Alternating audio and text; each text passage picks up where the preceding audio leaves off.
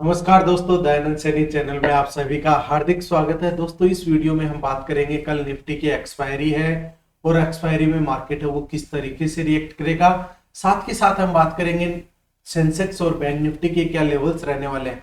दोस्तों, एक्सपायरी वाले दिन क्या होता है ये अपने को पता होना चाहिए, क्योंकि एक्सपायरी वाले दिन जो हम ऑप्शन का प्रीमियम है वो बाय करते हैं, ऑप्शन के कॉन्ट्रैक्ट बाय करते हैं, उसको उसकी एक्चुअल प्राइस पे आना होता है। यानी कि जो भी उसका एक्चुअल प्रीमियम होता है वो उस पे आना होता है। इसीलिए यदि हम कोई भी ऑप्शन का कॉन्ट्रैक्ट है वो बाय करते हैं और वो अपने सेटअप के अगेंस्ट में जाता है, तो लास्ट में क्या हो जाता है, एक्सपायरी के दिन 5 पैसा हो जाता है। अदरवाइज उसकी जो उसमें टाइम वैल्यू इंक्लूडेड रहती है वो 0 हो जाती है और जो इंट्रिंसिक वैल्यू बचती है वही बचती है।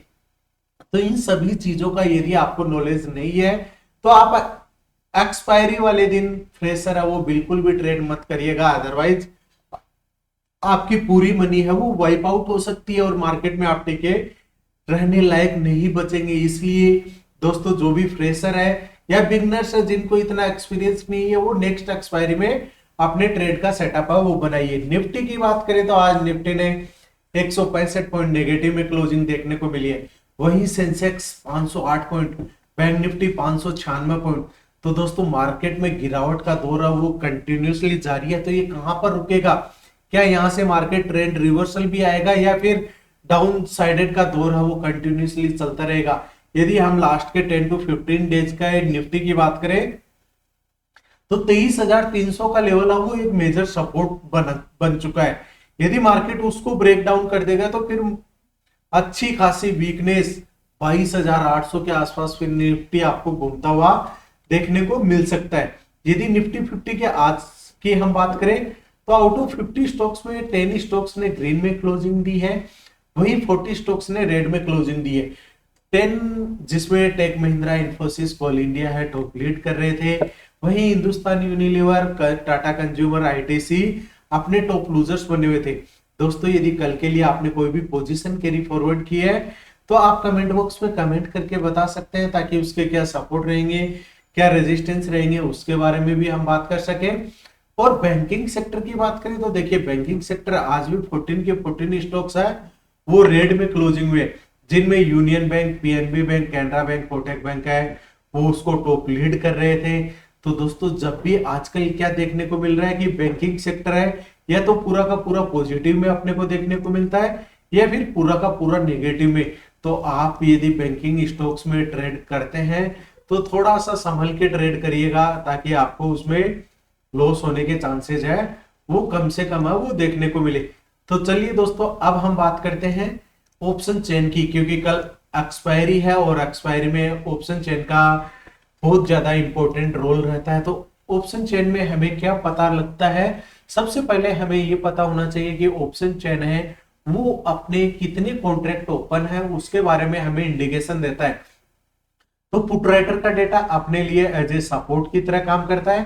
तो यहाँ पर जितना भी कॉन्ट्रैक्ट है ओपन इंटरेस्टेड है वो ओपन कॉन्ट्रैक्ट है वो जितने ज्यादा होंगे उतने ज्यादा है अपने लिए एक इंपॉर्टेंट सपोर्ट बनेगा। और जो पुट राइटर का डेटा है वह अपने लिए एज ए रेजिस्टेंस की तरह काम करता है। तो इस साइड में जहां जिस स्ट्राइक प्राइस पे अपने ओपन इंटरेस्ट है वो ज्यादा रहेंगे, ओपन कॉन्ट्रैक्ट ज्यादा रहेंगे, वो अपने लिए एज ए रेजिस्टेंस की तरह काम करते हैं। पर ध्यान रखना दोस्तों, एक्सपायरी वाले दिन ये डेटा पल पल चेंज होता है, तो वहां पर आपके सपोर्ट और रेजिस्टेंस बदल जाते हैं।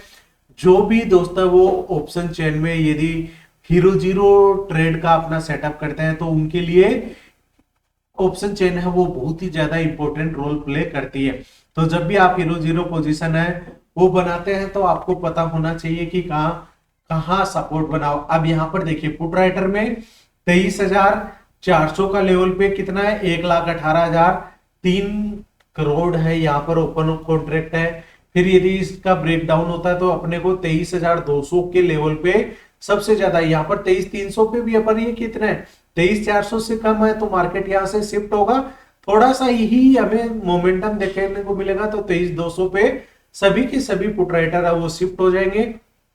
तो 23,200 कल के लिए इंपॉर्टेंट है, वो रोल प्ले करेगा। यदि यहां से ब्रेक डाउन हो जाता है तो फिर निफ्टी में 23,000 का लेवल आता हुआ देखने को मिल सकता है।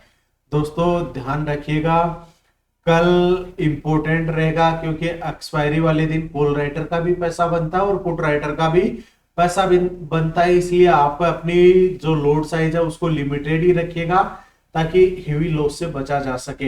अब 23,500 पे 1,42,000 का कॉन्ट्रैक्ट ओपन है, यानी 23,400 से ज्यादा यहाँ पर है, तो ये रेजिस्टेंस बना हुआ है। फिर 23,600, 23,700, 23,800 और 23,900, सबसे ज्यादा कहां पर कॉन्ट्रैक्ट है 24,000।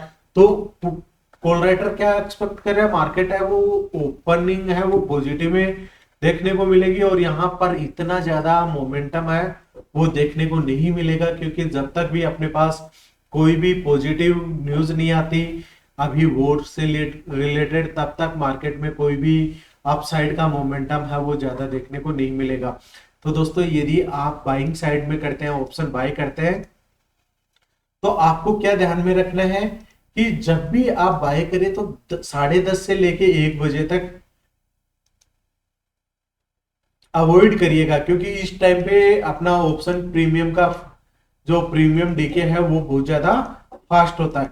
आज मार्केट में क्या हुआ, स्टार्टिंग की फर्स्ट 5 मिनट में ही यहाँ पर देखिए इसका हाई यहाँ पर ब्रेकआउट नहीं हुआ, इसका मतलब मार्केट पॉजिटिव नहीं था। जैसे इसके नीचे आया तो यहाँ पर एक अच्छा खासा सपोर्ट लिया, वापस फर्स्ट 5 मिनट के लो के आसपास गया, वहां पर स्पिनिंग कैंडल बनी, और स्पिनिंग कैंडल हमेशा यह दर्शाता है कि यहाँ पर बायर और सेलर ने अच्छा खासा दमखम वो देखने को मिला है। बायर मार्केट को पॉजिटिव साइड में ले जाने की कोशिश में थे और सेलर है वो नेगेटिव साइड में, और यहाँ पर एक्टिवेट कौन सा हुआ, लो किसका साइड में ब्रेक डाउन किया, यहाँ पर डाउन साइडेड में तो सेलर ज्यादा एक्टिवेट थे, और इन्होंने एक ट्रेंड लाइन फॉलो करते हुए एक चैनल बनाते हुए अब मार्केट को डाउन साइडेड में लेके आए हैं। कल क्या होगा, 23,460 का लेवल इंपोर्टेंट रेजिस्टेंस है, यदि गैप अप ओपनिंग होता है और इस लेवल का ब्रेकआउट करता है तभी इंट्राडे में पॉजिटिविटी है वो अपने को देखने को मिल सकती है, जिसमें 23,496 फर्स्ट रेजिस्टेंस रहेगा, सेकंड रेजिस्टेंस 23,530, और वहां से भी ब्रेकआउट होता है तो 23,580 तक के लेवल्स है वह अपने को देखने को मिल सकते हैं। अब यहां से यदि गैप डाउन ओपनिंग हो जाती है तब हमें क्या करना है, तो 23,308 का लेवल का हमें वेट करना है। 23,308 का लेवल यदि ब्रेक डाउन होता है तभी इंट्राडे में डाउन साइडेड मूव देखने को मिल सकता है, जिसमें 23,265, 23,215 और वहां से भी डाउन साइडेड आता है तो 23,163 का लेवल है वह एज ए इंपॉर्टेंट लेवल्स की तरह काम करेगा। दोस्तों अभी तक भी यदि आपने चैनल को सब्सक्राइब नहीं किया है तो सब्सक्राइब करिए, बेल आइकन प्रेस करिए ताकि आने वाले हर वीडियो का नोटिफिकेशन आपको मिल सके। और आपको यदि फ्री लर्निंग क्लासेस चाहिए तो उसके लिए डिस्क्रिप्शन में डीमेट अकाउंट ओपनिंग के लिंक्स दिए हुए हैं, आप उनसे अपना डीमेट अकाउंट वो ओपन करके मुझे व्हाट्सअप कर सकते हैं ताकि आपको 3 डेज का फ्री लर्निंग क्लासेस भी प्रोवाइड किया जाएगा। आज सेंसेक्स भी सेम उसी तरीके से डाउन साइडेड आया। अब 74,536 एक इंपोर्टेंट रेजिस्टेंस है, वहीं 74,000 का लेवल एक इंपोर्टेंट सपोर्ट है। यदि इसी बीच में मार्केट ट्रेड करता हुआ दिखाई देता है तो वहां पर नो ट्रेड जोन रहेगा। अब नो ट्रेड जोन में हमें किस तरीके से कैलकुलेशन करना है, यदि गैप अप ओपनिंग होती है और 74,536 का ब्रेकआउट होता है इसका मतलब तो अपसाइड का मोमेंटम देखने को मिलेगा। अब इस लेवल से यदि कोई डाउनसाइडेड की कैंडल बनती है तो फिर अपना फर्स्ट सपोर्ट रहेगा 74,267 और 74,000। अब 74 यदि गैप डाउन ओपनिंग हो जाता है 74,000 का ब्रेक डाउन करता है तो फिर 73,556, 73,143 और वहां से भी ब्रेक डाउन करता है तो 72,886 का लेवल है वह एज ए इंपोर्टेंट सपोर्ट की तरह काम करेगा। अपर साइड के रेजिस्टेंस की बात करें तो 74,536 का ब्रेकआउट होने के बाद 74,928, 75,211 और वहां से ब्रेकआउट होता है तो 75,711 का लेवल है वो एज ए इंपोर्टेंट रेजिस्टेंस रहेगा। तो दोस्तों इन लेवल्स को आप अपने चार्ट पे मार्क करके रखिएगा ताकि लाइव मार्केट में भी आपको इनका आइडिया रहे कि कहाँ अपने को पोजीशन से अपना सेटअप है वो बन सकता है। यदि बैंकिंग सेक्टर की बात करें तो बैंकिंग सेक्टर में 53,643 पे आज बैंक निफ्टी ने क्लोजिंग दी है। 53,788 का ब्रेकआउट होता है तो फिर अपने को फर्स्ट रेजिस्टेंस 53,948 और सेकंड रेजिस्टेंस 54,178 का रहेगा। डाउन ट्रेंड की बात करें तो 53,490 का लेवल एक इंपॉर्टेंट सपोर्ट रहेगा। यदि यहां से डाउनफॉल आता है तभी इंट्राडे में मोमेंटम शिफ्ट होता हुआ नजर आ सकता है, जिसमें 53,329, 53,085 और 52,890 का लेवल एक इंपॉर्टेंट सपोर्ट की तरह काम करेगा। तो दोस्तों इन लेवल्स को आप अपने चार्ट में मार्क करके रखिएगा। कोई भी कंफ्यूजन हो तो आप कमेंट करके बता सकते हैं और अपने दोस्तों को भी रेफर करता रहिए अपने वीडियोस, ताकि उनको भी सपोर्ट है वो मिलता रहे। धन्यवाद दोस्तों। जय हिंद जय भारत।